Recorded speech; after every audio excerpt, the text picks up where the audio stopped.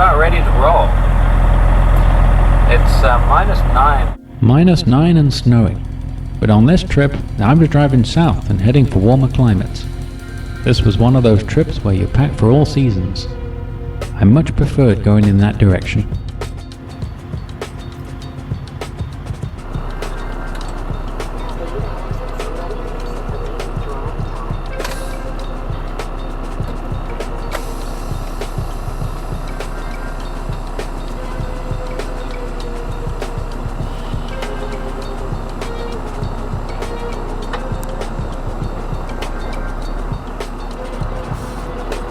Here we go.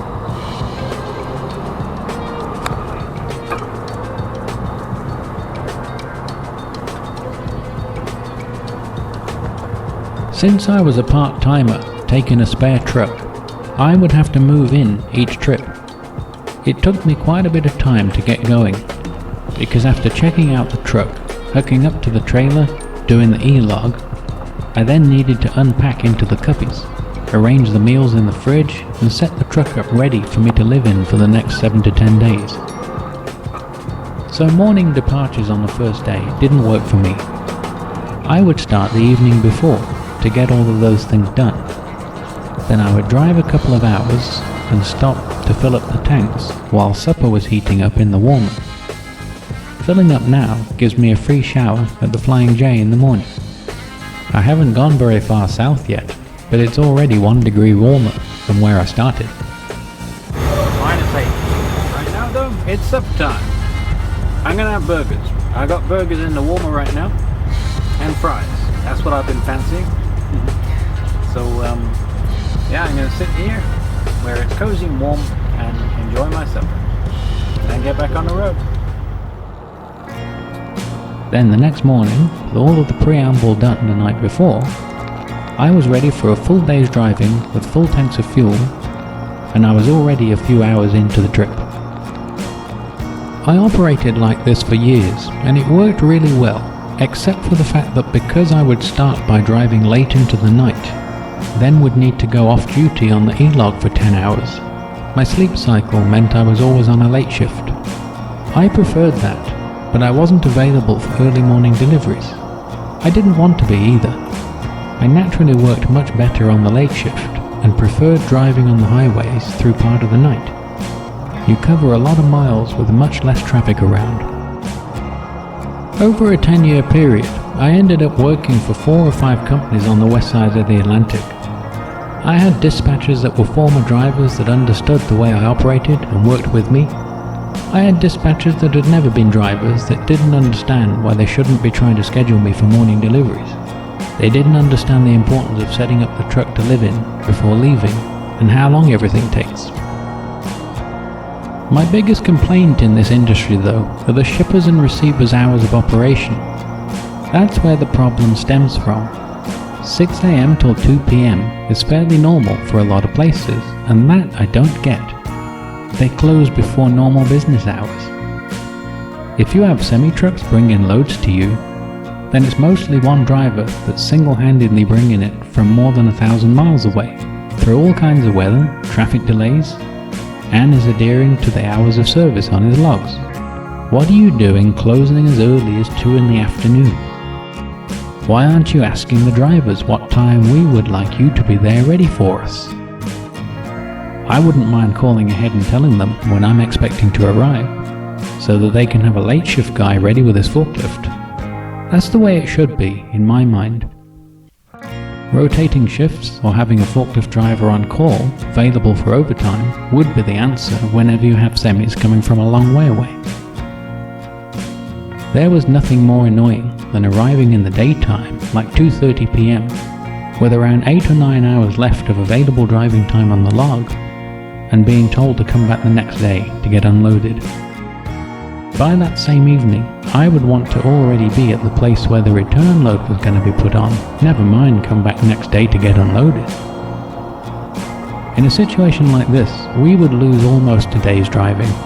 It's not as though we can just go home.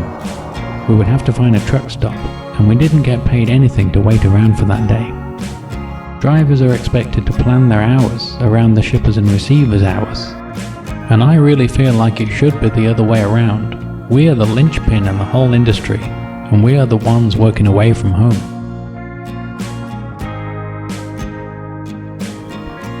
In some cases, trucking companies have been fined for being late for an appointment that was set up between the company and the shipper without asking the driver if the time suited them. This, in my mind, is all kinds of wrong. The shippers and receivers should be paying the fine, which should go directly to the driver for the time that they have to wait around.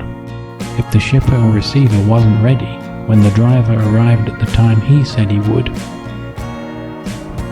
When you have arrived somewhere after driving over 1,000 miles, you would think they would be pleased to see you and ask you how your trip was and if you needed anything, and just be glad you got there within a few hours of when they wanted you there.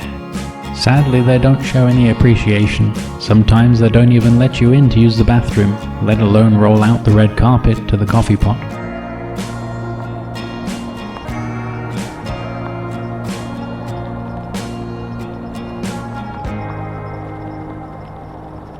Well, that's it for tonight. I'm going to bed. Good night. Good morning. That was a good sleep. You know, when you're sleeping in one of these trucks, you really can't see outside when you've got the curtain closed. So when you open the curtain in the morning, it's a surprise as to what the weather is going to be like. See what the day brings. And let's reveal what that is. Oh, it's bright. Oh, it's sunny. Yeah, bright and sunny day. It's going to be good. Going to be nice, easy driving today, I think. Breakfast time. So I'm just going to pull my fridge out here. Most trucks actually have a fridge in that recess these days. This one's a bit older. I think it doesn't have that luxury. Also a table there. Normally I can sit here and eat off the table, but yeah, I'm making do in this truck. It's okay, it works. We've got boiled eggs, not all of them, just two a day, and bread and cheese, and there'll be coffee and a couple of granola bars too. That keeps me going for breakfast. So I just got breakfast ready, and I always like to look at the weather while I have my breakfast to see if there's anything significant on my route. Continues to push through midday. We're dealing with more of this start to transition as we go up in elevation about 6,000 feet and above is where we'll see best chance for some mountain. Another advantage to working the late shift was that most of the time there was no wait for a shower by the time I wanted one. Truck stop showers are actually private bathrooms where they give you clean, fresh towels. You can shower, brush your teeth, have a shave and everything. Now the large Flying J's with 200 parking stalls have around 8 showers. Sometimes there would be a bit of a wait at those places, even at 10 AM. But what I did was download the Flying J app, and I could see how many were waiting for showers. If there was quite a wait, I could reserve a shower from the app. Then I could have my breakfast and walk around the truck for the daily pre-trip and things, while I watched for my number coming up. That feature of the app was a great time saver. Before the app was created, I would come in and then reserve a shower. And then if there was a wait, I would sit in one of these chairs till my number came up. As comfortable as they were, that's a waste of time. And by this time, I was raring to get going. I couldn't go back out, as then I had no way of knowing when my number was called. Now that we all have the app, these chairs aren't used as much in the morning.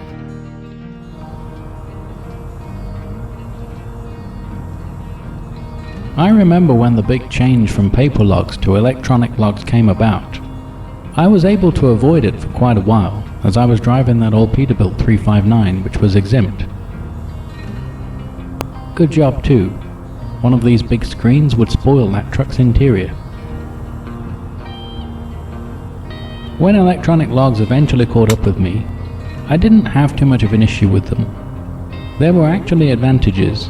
It was much quicker to go on and off duty by just pressing a button, rather than get your clipboard and your pen out, then get a straight edge to draw the lines. There's also a lot less number crunching that we have to do, to work out how many hours we have left. This machine does all of that, and then displays it on the screen. My only real complaint is that with paper logs, we were rounding to the nearest 15-minute increment. That means at the end of the day, when you're trying to find a parking space right on the edge before your hours are up,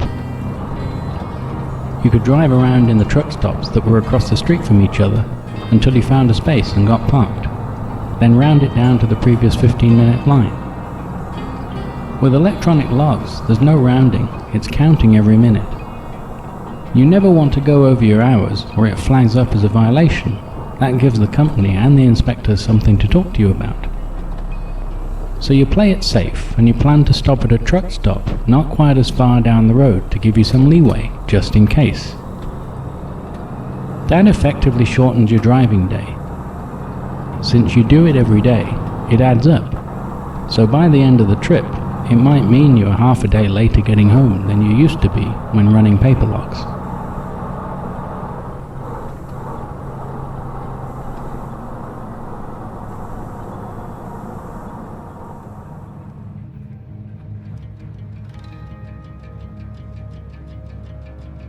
Now, having had a decent sized breakfast mid to late morning, I wouldn't generally need a lunch. I would drive almost right through till supper time and cover a lot of miles.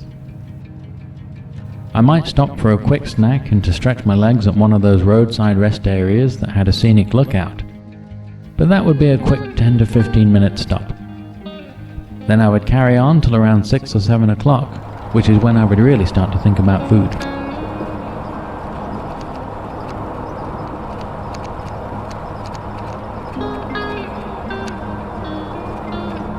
It's supper time. And I've been looking forward to this for the last hour or so. I was getting hungry. For supper this evening, it's going to be this tachin.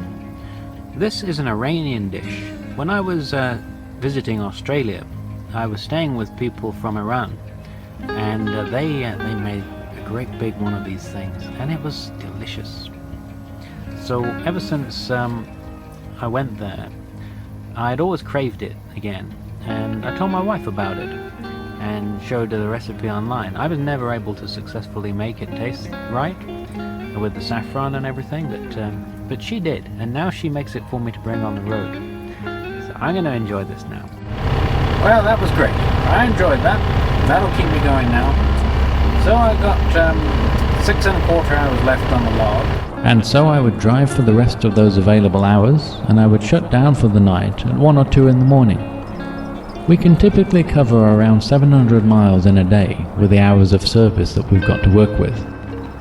That was about right for me. I wouldn't want to go any more than that in one day anyway.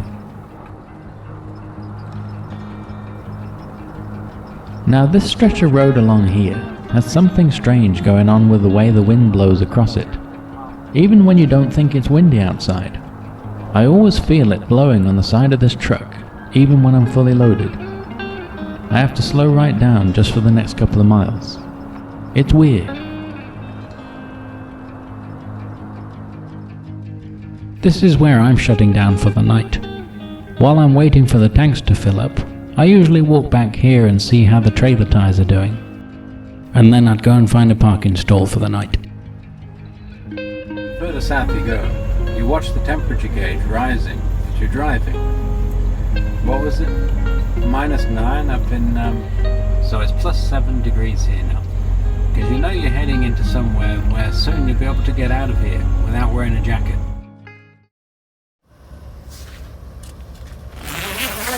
Sunshine! Oh, it looks beautiful out there. Oh, focus. So I woke up this morning to the very distinct sound of cows in a livestock trailer. There must have been one parked out there for a while. It's gone now, I don't see it.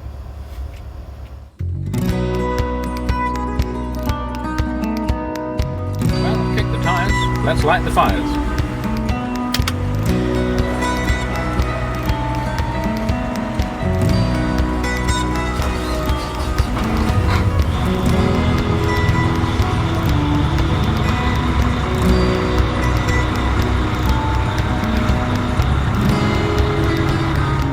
Now yesterday, this one started to dance around, and I filled it up last night, so it's reading right now. But I know that it's inaccurate throughout the day. So you just have to be mindful of it when it does that. Well, I have a habit of filling up every night in the Flying J when I can, because that always gives you a shower in the morning. And you never use a full tank of fuel in one day. Usually a day and a half, day and 3/4, as it starts to get low. So by filling it up every night, I'm not going to run it. Oh, look at that, 20 degrees. Well, that's it. I've officially driven from the winter to the summer. I'm in my shorts and I'm going to enjoy it.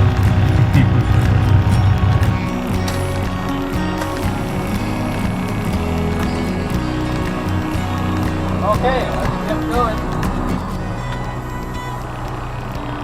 So, I will get there today. I know I was talking about my complaints that I have with shippers and receivers' hours of operation a little earlier in this video, and how they close in the middle of the working day, but that's not something that's going to be an issue tonight. I'm heading to a yard where I'm simply swapping trailers. This is always my favourite type of delivery and pickup. I can let myself into that yard at any time of day or night. I don't need to see anyone or bother anyone. If you watched my earlier episodes, you know how much I'm into driving the classic rigs. This one isn't in that league of trucks, but it's in between the different generations of truck technology. And it's still a standard shifter. Some drivers like automatics. Me personally, I like automatic cars, but I much prefer standard shifting in trucks with this much weight to move. I feel like I'm better at it than the truck. When you're reversing an automatic onto the loading dock, depending on what you're driving, there's resistance in the transmission when going backwards. So you have to give it some revs to push through that resistance. Then you end up giving the dock a bit of a thump and your hat falls off the shelf. And then there are others that don't have that resistance, but they just go backwards too quickly without any revs. So then you're on and off the brakes. With those, I used to put them in neutral just before I gave the loading dock a thump, and then I let it keep rolling gently on, and then my hat stayed on the shelf.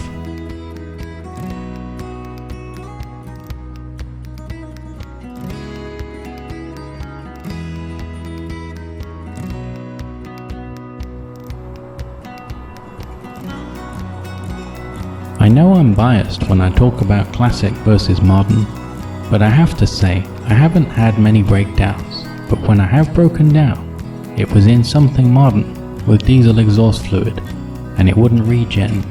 It's been problems with that technology which doesn't exist on the classics.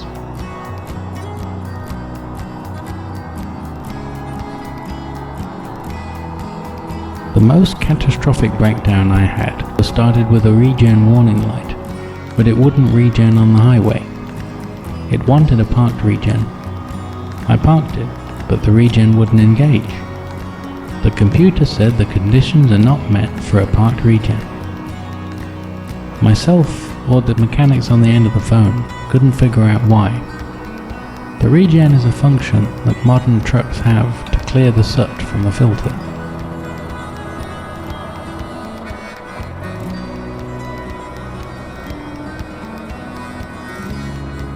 So they told me to carry on. I'd be coming up on a city a couple of hours down the road where I could take it to get looked at. I almost got there, but I was gradually losing power. Eventually, it went into limp mode, where it lets you creep along at around 20 miles an hour, and then the engine stopped with an oil warning light. I checked the dipstick and there was none. I had oil in the locker on the side of the truck, so I put some in, and I got it to start. It was just enough to limp into the Flying J that I was quite close to. By this time it was quite late at night, so I slept there, and a mechanic came out to me in the morning. He figured it blew its turbo and sucked all the oil out of it. The company found a motel for me for 3 days. Not one that I would have chosen, but it was comfortable. I got lots of things done on my laptop. it wasn't a place I would have wanted to go exploring. On the fourth night, I was back on the road for around 2 hours when it went down on one cylinder. I was right by an exit ramp that had a truck stop at the bottom. I slept in it that night. Then the next day it was towed to another mechanic shop in that vicinity. This time I found the hotel I wanted to stay in, and I sent the link to the company for them to make the arrangements. I wanted one with a pool and a hot tub, of course. I didn't take advantage, it was still a reasonable price. It was a much better area though. I could go walking and exploring. In fact, I had a look at Google Maps to see what was close by. What are the chances I was in walking distance of the Gas Monkeys garage? Gas Monkeys is a TV show where they do lots of fun stuff with cars.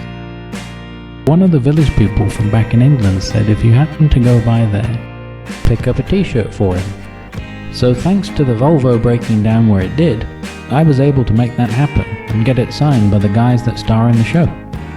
I just caught them before they went out to lunch. Well, it took another 3 days before the mechanics figured out what had happened to that truck. But here, I was enjoying myself. It turned into a little vacation. After those 3 days, the company flew me home. My trailer was picked up by another driver, and the company owner came down with another truck and picked this one up with some kind of hitch to tow it home backwards. He got a good deal on a used engine. It was an easier and cheaper option for him than to try and fix this engine up.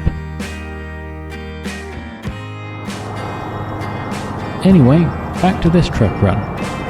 I'm gonna pull in up the road at one of those roadside rest areas for a little leg stretch.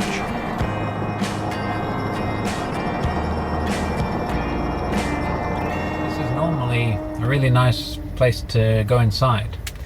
They had a coffee pot on, they had couches. Right now you can't get in there. There's fences up and there's outside facilities.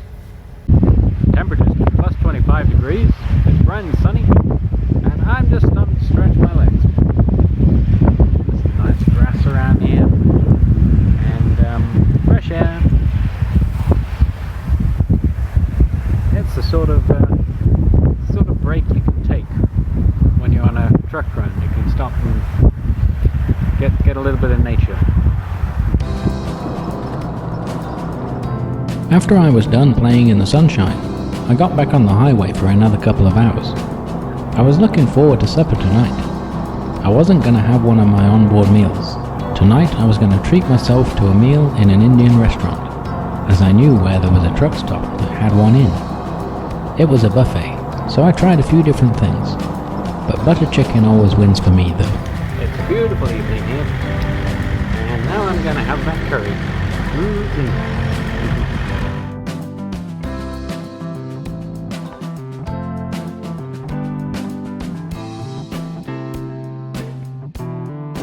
Sure was a good curry. That's going to keep me going for hours now. This area here in Edmonton, there's 2-3 truck stops next to each other, and there is no shortage of places to go and get a restaurant meal. There's that place I just went to, Indian food. There's a McDonald's, there's a Cracker Barrel, there's a Little House. You can park in any one of these 3. You can walk to any of them. They're all within the vicinity.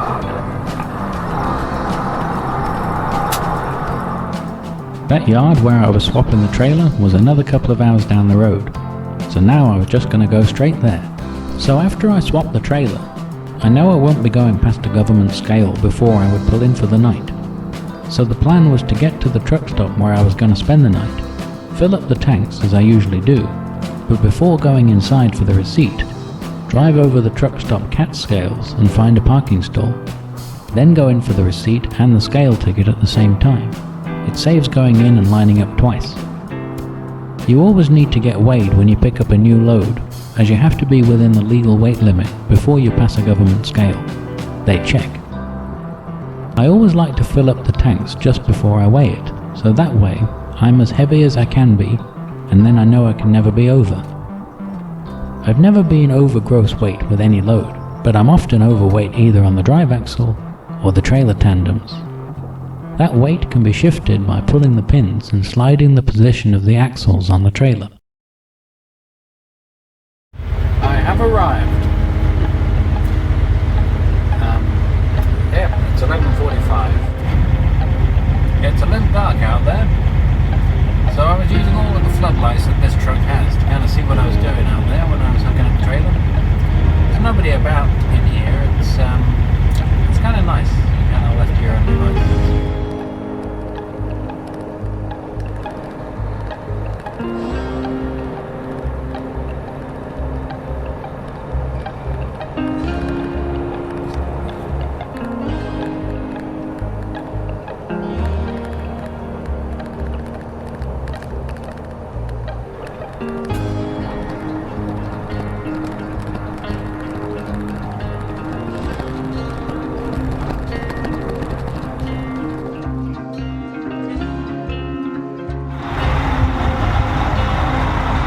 Kick the tyres and light fires. So after I fueled up last night, I went over the cat scale to make sure that I am not overweight. I am fairly close to being gross weight. 80,000 is the max, and that drive axle is fairly close to being up to its max too. That's 34,000 pounds. But it's under, so we're all good. I don't need to start axle sliding now.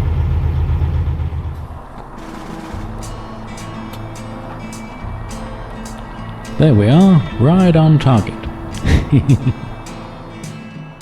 Just up the road here, there is a government scale. This is mostly how law enforcement is carried out on semi-trucks. I know with this cat scale ticket that I've got from the truck stop, I'm within the weight limits. I think they also check plates and decals when you go over the scale. With the cameras and the surveillance equipment they have, they look at everything they can. As diligent as you are with checking the documents for the load, the truck, the trailer, your logs, and the truck integrity each day, lights, tires, and air brakes and things, there's always that uncomfortable feeling as you drive into these weigh stations. What if I've missed something that they're going to pick up on? 95% of the time you drive on the scale and stop, then the matrix sign says exit to the highway. 5% of the time it says bring your papers inside. If that happens, it doesn't necessarily mean they found something wrong, but you still have that uncomfortable feeling till you get inside and find out what they want. These are law enforcement officers. I've encountered a few different personalities in places like this. For the most part, I found them to be polite and courteous. I asked, am I just a random pick? He said, yeah, it's gotta be your turn sometime. He glanced at my documents, and I was back on the highway in a few minutes. A handful of times I've been called in for a level 1 inspection where they've gone over the truck, documents and logs. I found those guys were also generally polite and courteous. I've even had a bit of a laugh with a couple of them. I asked him, is this just a random? He said actually no, there's sensors out on the highway just before the exit ramp into the weigh station. They check your tyre pressures. There was an anomaly with one of them. It turned out to be nothing, but I had no idea about those sensors before that. Then there was the one that seemed like she really wanted to find something to ding me for. This was when Elogs were a new thing. I had a bit of difficulty when I was figuring out what to press on the machine so that the logs would be emailed to her. She was saying if you can't figure it out, you'll be my guest for the next 10 hours.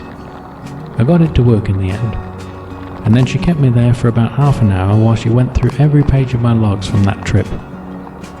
She couldn't find anything to get me for, and eventually I was back on the road. I have to wonder if they have that much power that they could decide to detain you for 10 hours for something trivial like that, and you haven't eaten and didn't have meals on board as you were relying on truck stop restaurants like I used to. Did they order in for you or something? I didn't see any canteen facilities in the weigh station. I saw a couple of vending machines, but that was just chips and chocolate bars. That's not supper. Also, if that causes you to miss your delivery appointment and delays you for a day, delays the load for a day, and causes all those knock-on effects, how is all that ever compensated? Should it be compensated? For breakdowns and for something dangerous found on the truck that needs fixing, you can accept that it's one of those things that will legitimately cause a delay. But for detainment by law enforcement, for a reason that's very questionable, is accountability ever sought after in a situation like that, and compensation given for delays of the load and for the driver? I'm not sure how that works. Perhaps she just said she would detain me, but didn't mean she could actually do it for the reason she said she would. I don't really know. I never have actually been detained. You would think it's in everyone's best interest not to hold up trucks and make freight sit there. They will always come at you from a safety angle, but when they are combing through a driver's logs from days prior to try and find an anomaly somewhere that might have happened earlier on that trip, it's hard to see them as being on the same team. You would have thought they would be pleased when they see that you've got no violations, because they can send you and the freight on its way, and be happy that they didn't have to inconvenience anyone. I didn't see that with this officer though. It was almost like she was disappointed that she couldn't find anything. Okay, keep your eye on that matrix sign just in front. Well, it's my turn again. 5% of the time, we need to go and visit them.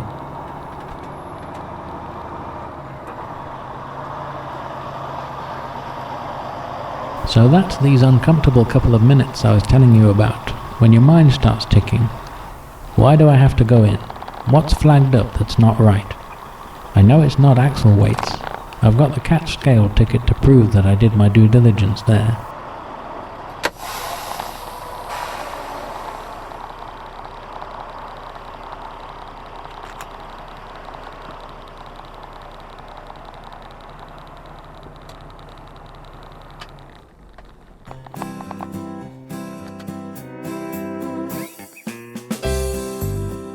It was a nothing burger. They just wanted to update the company information in the system, and nothing burger is the only kind of burger I ever want from a way station. Anywhere else I want cheese and raw onions with a side of fries.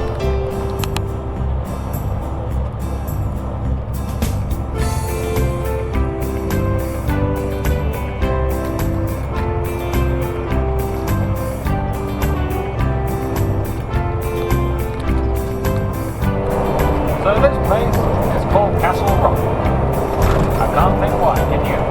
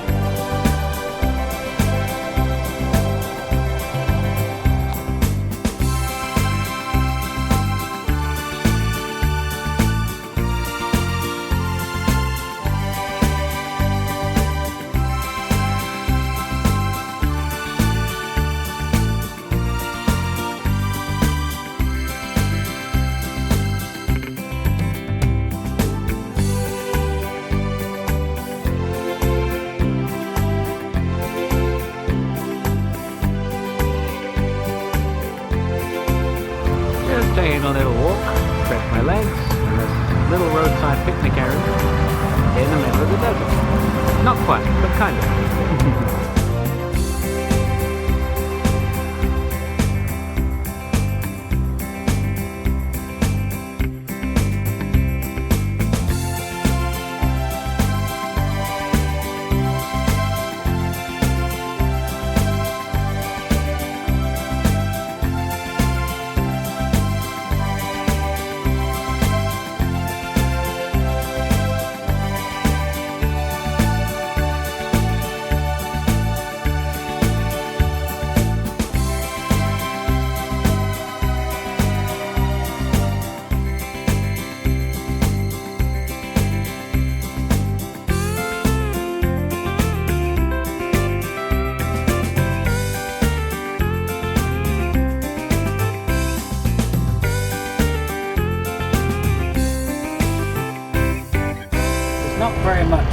terms of civilization.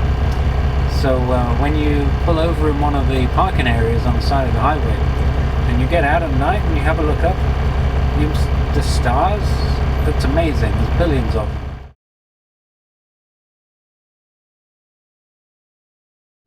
Well, it's a beautiful morning. So as I was pulling in here last night, I started to lose performance in the truck. Started to go down on power. I had a flashing regen light on the dash when I was parking. So I'm going to try and engage the manual regen. That clears the soot out of the exhaust system. And if that works, that should clear the problem. This is what I woke up to this morning. I couldn't see where I was at the night.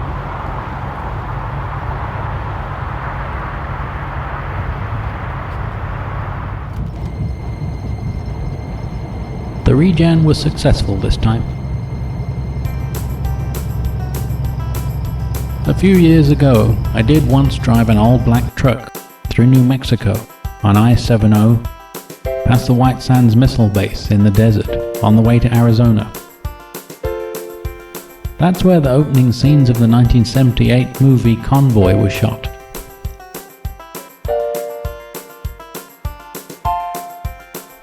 I stopped at the entrance to the White Sands National Park and I tried to find out if there's a way I could get my rig onto that desert road to go and live out that scene myself.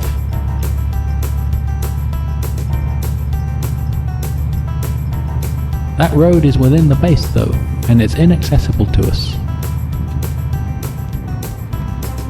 It's a well-guarded secret location where things are happening that we don't know about.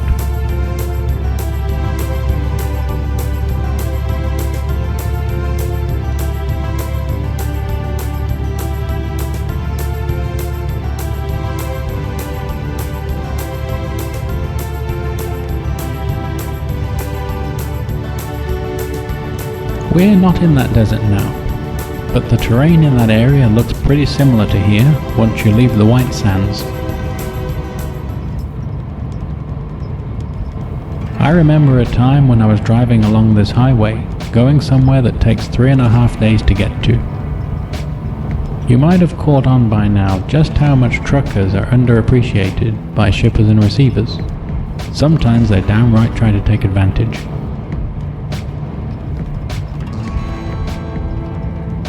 When I eventually got to this place, I was going to leave the loaded trailer on their dock. One of our other trailers was there that they'd unloaded already. I was going to switch them and take the empty one away, and then they could take as long as they needed to unload this one. It was all loose articles loaded by hand, so it would take a while to unload. I arrived at something like 2 in the afternoon, and they said, "We can't unload you now, we're all going home soon." I said, "That doesn't matter, I'm just taking the empty trailer next to it. You can unload this one tomorrow at your leisure." And they said, "You can't leave a loaded trailer here on the dock overnight in case someone comes in the night and tries to steal it. You have to come back tomorrow." I said, "It's the middle of the afternoon and I've got 7 hours of driving time left for today. By this evening, I want to be nowhere near here, never mind come back tomorrow." Can you believe that guy had the audacity to say to me, "We don't care about that"? Now I was mad. I said, "Where is your manager?" Oh, you should have seen the look on his face. I don't think he expected me to go above him. I marched into the manager's office and I said, "I've driven 3.5 days to get here and I've done my job, which is to bring this load to you. The security of your building has nothing to do with me. You need to arrange for that and to make sure that you're insured if anything gets stolen off this property. You cannot expect the driver to be your security guard for the night just because you all want to go home. We're not paid anything to wait around. I'm taking that empty trailer and I'm going." So he left a bulldog out there on guard. I'm kidding. He put a kingpin lock on the loaded trailer and I left with the empty one. I got a load on it from nearby, and I got to a place that night which put me in range of getting home the following afternoon. If those guys got their way, I would be a whole day later getting home with absolutely no extra pay, because trucking companies still go along with the idea that we should be planning our deliveries around the shippers and receivers' chosen hours. That's something that really needs to change in the industry. I couldn't believe that they actually expected me to park there for the afternoon and all night just so that they could go home at 3 p.m. Another unacceptable request, this time from the trucking company, just to please the customer, was could I pull in where I was and go off duty for 10 hours? That would reset the clock. Then I could get up and start driving at midnight and reach the customer by 6 a.m. They actually expected me to switch my sleep cycle at will. I flatly told them no, it's the middle of the afternoon, I'm well rested, wide awake, and I would not sleep a wink for those 10 hours. You'd have me driving tired. So I'm going to keep driving till I'm out of hours today, and then I'll sleep, and then I'll have that load delivered by tomorrow afternoon. See, these things wouldn't happen if all trucking companies stopped promising deliveries at the time that the customer thinks that they should be getting them. The driver, the one single-handedly bringing these loads, should be the one that dictates the time of the delivery. A bit like when you order something and you're given an expected window for when it arrives. And it's supper time. It's a beef and cheese burrito on a bed of jasmine rice. It's delicious. And I think it's ready now. The view you get when you climb up this hill is quite spectacular. We're just about coming to the end of my trucking vlog stories now. I've had a lot of fun and ticked a few boxes doing this for a job. I hope you've enjoyed sharing my adventures, trucking all over this land and making friends along the way in the first episode. Driving this old classic Pete and taking part in the Smokey the Bandit anniversary celebrations in the second, where I got to know the snowman's daughter and some of the cast and crew. Then the third episode was after I got married and I took my wife along with me. We also went up in the Great White North and brushed the edge of the Ice Road Truckers territory in that one. And then in this episode we went into the desert and I've talked about the hardships that long-haul truckers are faced with. Having said all of that though, most of the time I made it work for me. Dispatchers tried to send me to places where I was just trailer swapping, or to places that did stay open later in the day. There are some places that run 24 hours, and then I didn't have any of those problems that I've been talking about. There were also times when I had a pickup schedule the following morning, but arrived in the vicinity the evening before. When that happened, I always went by the shipper before heading to the truck stop, just on the off chance there was still a guy there doing some cleaning up or something. And I would ask them, is there any chance this load I'm picking up tomorrow might be ready to go just now? Sometimes they said, sure, I can load that on you, since you're here. And then I'd have a few hours left that same day where I could make some good progress down the road with it and get ahead of the game. They weren't all that bad, like the ones I've been describing. There was some give and take. As I mentioned at the start of the first episode, trucking is not my career. It's something I've done as a sideline. It's been a useful skill to have and in many ways enjoyable. I've had some real adventures. Eventually, I got to a point where I didn't have to keep relying on it to supplement my income. Now I was married, I didn't want to keep leaving home for 7 to 10 days a month. The classics I used to drive were long since retired, and so it was time for me to stop trucking for the time being. I could also foresee that there was going to be some real garbage coming down the chute for us long-distance truckers that was going to be hazardous to our health. A lot of others knew it too, and there was a huge movement pushing back against it. I watched it all unfold via live feeds from people on the ground. It was great to see how many people were awake. Well, when I got back to the yard after my last trip and brushed the snow off my car, I didn't know for sure if it was my last truck run. I did have something lined up that if it worked out, I'd be taking a break. It did work out, and I was able to lead a healthy home life and prepare for the next chapter. I've been sitting on a commercial pilot's license for a long time, and now I wanted to see where I fit into that career. Do I miss trucking? Sometimes I miss the little adventures I used to have, especially in the classics. Would I do it again? Well, the trucker is still in me, the experience can't be taken away, and I'll always maintain the license. But I hope I never have to rely on it again for an income. It's possible that I might consider the odd run here and there to a trailer swap site with a truck that I would enjoy driving, but where my heart is with the trucking is right here. If I ever get the opportunity to help out the Snowman Run and drive this rig on one of their trips, I'd jump at the chance. And if John Schneider keeps making the sorts of movies like Stand On It and Poker Run, I would jump at the chance to be a background actor, driving one of the rigs, not for profit, but for fun, for friendship and fulfillment of that passion that I've got for driving old 18-wheelers in movies where you can put the hammer down. John, this is my resume. I like to drive. 10-4, good buddy. Catch you all on the flip side. I'm gone.